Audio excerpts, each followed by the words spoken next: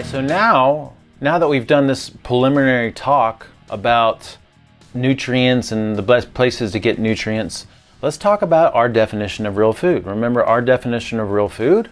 The purpose is to give the body nutrients that it can use for structure, form, and function, and also we're definitely getting energy from food, but we want to get energy from food in a specific way.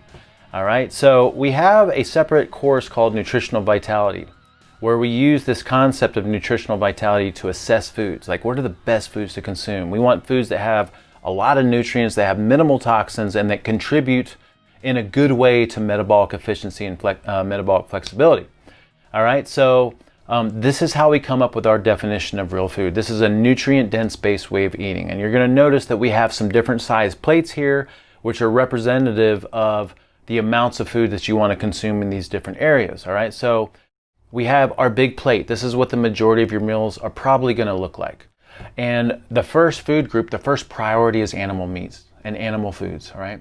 Because we just said that this animal does really well on direct nutrient to nutrient assimilation, so the best things that we can possibly feed this animal are other animals that resemble this animal. Especially if I eat an animal nose to tail, I'm giving this animal everything it needs to build this animal.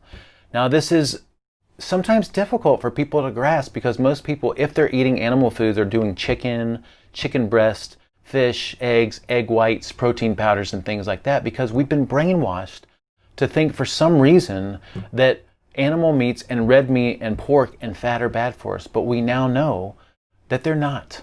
We have so much science and so many different movements and methodologies that support this, including the SHT. It's just something that you have to rewire yourself with and experiment with and experience to truly understand it, okay? So animal meats by far are the most nutrient-dense foods that we can possibly consume, or animal foods in general. And that doesn't mean that you have to eat a lot. We have people that come into the SHT and they do a little bit of animal foods and then they do a lot of plant matter and some traditional fats and things like that. But what we're saying is that animal foods need to be a priority.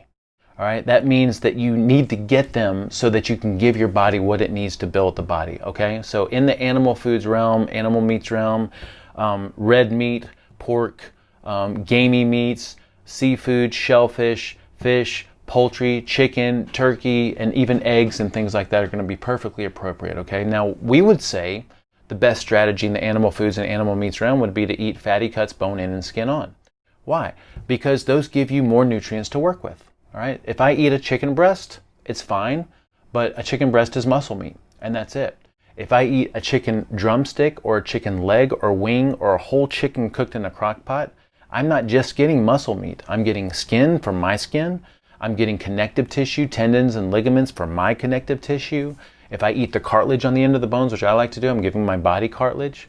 And so animal foods, we do really well eating animals nose to tail or thinking in terms of packages. Now, a lot of people kind of get a little nervous about that and they think about calories and fat and things like that. Well, the more nutrient-dense foods you eat, the more your body starts to auto-regulate its appetite. And you're going to notice that the more calorically dense and nutrient-dense food you consume, the more your appetite changes because of that. And it's a magical process, but it's not magical. It's actually very physiological, okay? I had a really good discussion with a client today and we're talking about collagen powder. And everybody's taking collagen powder these days, you know. Why are we taking collagen powder? Because our body, the protein in our body is 33% collagen matrix based. Now, where do they get collagen powder from? Call any of these top manufacturers and 90% of them are getting collagen powder from pork skin. So, and yet everyone's scared of eating chicharrones and pork rinds. But it's pork skin. That's where we're getting collagen powder. Why not just eat animal nose to tail or fatty cuts, bone in and skin on and do the same thing? And then, of course, yeah, we recommend taking some collagen, but we recommend animal meats and foods as a priority, okay? So again, you can eat as much or as little as you want. You don't have to eat a lot of it, although we have some people that do eat a lot of animal foods, right? And it's something definitely to experiment with. Our second food group is traditional fats, all right? And traditional fats, the number one traditional fat is going to be real butter, all right? If for whatever reason you're so dairy sensitive you can't do butter, you could also do ghee. But we love butter and we love the animal fats because, again, we are an animal. Animal fats are going to give us a lot of nutrients in addition to fat-based energy. And we also love, coconut oil, olive oil, avocado oil, but these plant-based oils don't have the nutrients, the animal-based nutrients that the body needs. They have beneficial things about them, and we can use some of them for fat-based energy for sure. So we're fine with all of those fats, but we recommend butter for 90% of your cooking needs. You can also experiment with the animal fats like lard and tallow, duck fat, lamb fat, and things like that, all right? We recommend that you use traditional fats. We love butter, we love ghee, we also love these other fats that we listed here, and cooking your foods in these traditional fats, right? You can use olive oil and avocado oil and olive and avocado oil based salad dressings for your salads and things, but for cooking we recommend these saturated animal fats. All right, and then vegetables and greens. Now the heartier the vegetable, the more we recommend cooking it, again, cooking it in butter. Because these fibrous vegetables are very difficult for the body to digest, right? A lot of that stuff we don't get to access, and if we start to cook those vegetables, then we open them up and we make them more digestible. We pre-digest them, which gives us access to the nutrients and access to the calories inside those vegetables, okay? Fibrous vegetables, for a lot of people, are going to cause digestive issues until they cook them, right? And you think about some of these fibrous vegetables anyway. Take a raw broccoli floret and have it on a plate, right? No seasoning, no nothing. That raw broccoli floret does not taste good, if you're really honest about it, right? You can develop a taste for it, but it does not taste that great. But if you cook that thing in butter, all of a sudden it's magical. Why? Because our taste buds are gravitating towards the energy and nutrients, right? So cook your hearty vegetables in butter. Butter makes everything taste better. Add a little bit of salt and pepper, and all of a sudden these foods become magical, right? With the greens, since they're soft, if it's soft greens, you don't have to cook the greens because they're going to be easier to digest. Although you can cook your greens. You can cook your kale and spinach and arugula and stuff like that, but you can also eat them raw with some approved salad dressing. So the majority of your meals are going to look something like a good steak cooked in some butter with some salt and pepper, whatever seasoning you like, some cooked vegetables in butter, a handful of greens with some salad dressing and some crumbled blue cheese or goat cheese or something along those lines, right?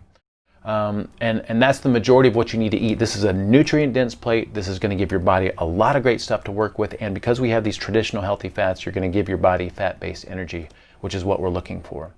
Now, also part of our definition of real food is a smaller plate, which is the carbohydrate plate. Now, to us, carbohydrates mean starches and fruits, things that are dominant in starch and sugar. Okay, so some people may say broccoli is a carbohydrate, but it has so little glucose, we don't consider it a carbohydrate. So again, to us, carbohydrates are dominant sources of starch and sugar, and carbohydrates are where we have to be cautious, right?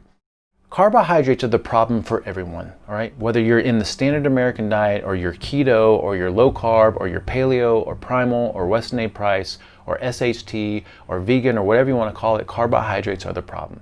You cannot overdo animal meats and vegetables and traditional fats because those are so nutrient dense and so good for you. They auto-regulate your appetite. Carbohydrates are where we run into problems because carbohydrates in excess can be converted to excess body fat and cause insulin resistance and all kinds of different inflammation issues. All right, so we're not anti-carb or low carb, we just want some rules, all right? So we have what we call our safe starches, which are safe sources of glucose, including things like sweet potatoes and yams and white rice and potatoes and taro and cassava and plantains. You could even throw squashes in there. And then also fruits. We prefer seasonal fruits and low sugar fruits, but any fruit's going to be perfectly fine. Our rule with carbohydrates is small amounts, a maximum of 3/4 of a cup of starch and 3/4 of a cup of fruit per evening. All right, the sweet spot I think for most people is going to be more like half a cup of each. So we want to measure those things out, and then also we want to time it later in the day, and we'll talk about that here in a little bit in another little module. All right. So again, smaller part of our overall way of eating, but we do embrace carbohydrates. And then finally, we have our full-fat dairy.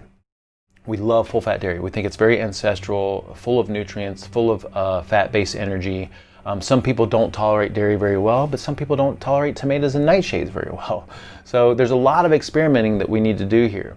But within the full-fat dairy realm, we love cheeses of all kinds, brie, Gouda, Parmesan, I mean, you name it. Cheddar, Swiss, and then we also love full-fat yogurts, plain and Greek. We love creams such as heavy cream, sour cream, cream cheese, and if you tolerate dairy, then we think it's a great complement to our way of eating. But again, it's a smaller plate than all the other plates, so we're just basically complementing our way of eating, right? We're adding a little bit of heavy cream to our coffee, a little bit of cheese to our dishes, and things like that. All right. So again, this is a nutrient-dense based way of eating. This is a metabolically efficient way of eating. We're going to cover energy in the next module. And just take pride in and embrace and enjoy the foods in this definition of real food, especially the things that we've been told to avoid for most of our lives, because these things are actually very healthy, especially the animal foods and the traditional fats. All right.